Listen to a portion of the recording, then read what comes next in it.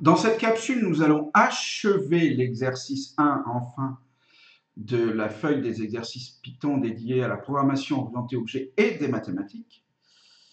Et la dernière méthode à écrire, ça sera la méthode qui permettra de multiplier des polynômes, mais là encore, ça va être l'affaire d'une méthode qui est préexistante et qu'on va surcharger.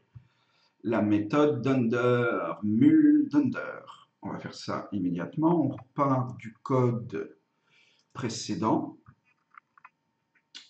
On repart du code précédent. J'arrive de suite. Je suis à vous, je suis à vous. Alors, je vais, de la même manière que j'avais divisé en deux l'affichage à l'aide de la méthode struct, l'affichage d'abord d'un monôme, puis d'un polynôme qui a plusieurs. Un polynôme, un vrai polynôme, qui n'a pas un seul coefficient non nul. Là, je vais d'abord multiplier un polynôme, le polynôme self, avec un monôme. Donc, je vais appeler de la même manière que précédemment, je vais l'appeler mul monôme. Donc là, ce n'est pas une méthode que je surcharge, mais c'est une méthode que je crée. Avec, puisque c'est un monôme, j'ai juste besoin de deux informations, la puissance du monôme et son coefficient. C'est-à-dire si c'est 3x carré, le monôme, le i vaut 2 et le c vaut 3. Et puis là, donc, je vais le multiplier avec le polynôme dont on aura créé une instance. Et là, il n'y a pas grand-chose à faire. Les premiers, jusqu'à ce qu'on atteigne la puissance de C, ben, je crée une liste qui me permet d'avoir autant de zéros que le degré du monôme. Et puis après, je multiplie le coefficient par chacun des coefficients du polynôme de départ, de celui que je vais multiplier par le polynôme. Ça va créer des puissances, ça va augmenter les puissances à chaque fois. Et ça va bien, je vous laisse réfléchir sur cette portion de code, ça va bien multiplier le polynôme par le monôme en question. Une fois que j'ai cette méthode à disposition, je vais pouvoir surcharger.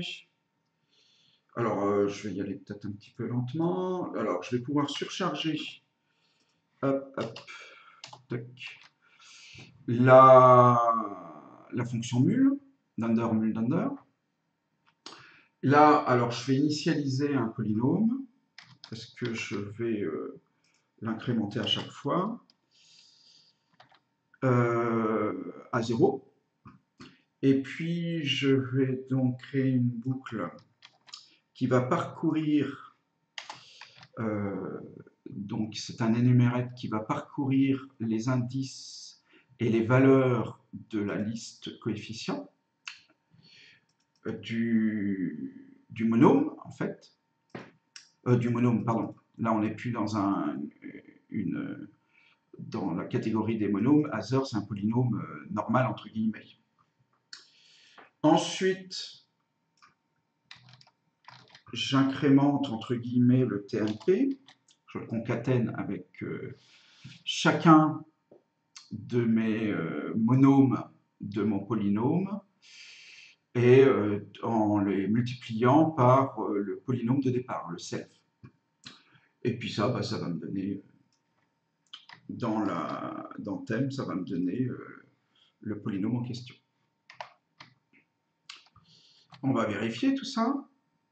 Alors là, bah là, il faut quand même que je réponde à l'énoncé. C'est-à-dire qu'il faut que j'ai exactement ce visuel-là. C'est-à-dire qu'il faut que je teste le P1, P2, que je fasse ce print-là, et le print P1 fois P2. Alors je vais tester sur exactement ce qui est indiqué dans mon énoncé. Il faut quand même que j'y arrive un jour. Toc. Voilà exactement ce qu'il faut tester. Alors je vais faire fonctionner le programme. Je vais retourner le programme. Et puis, alors, ça, je l'éloigne.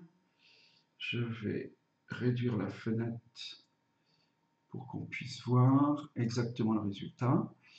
Et si vous êtes attentif, il suffit de faire pause sur la vidéo. Ça donne strictement la même chose. Voilà, enfin nous avons terminé la correction de l'exercice 1. Je vous remercie de l'avoir suivi. À très bientôt, j'espère.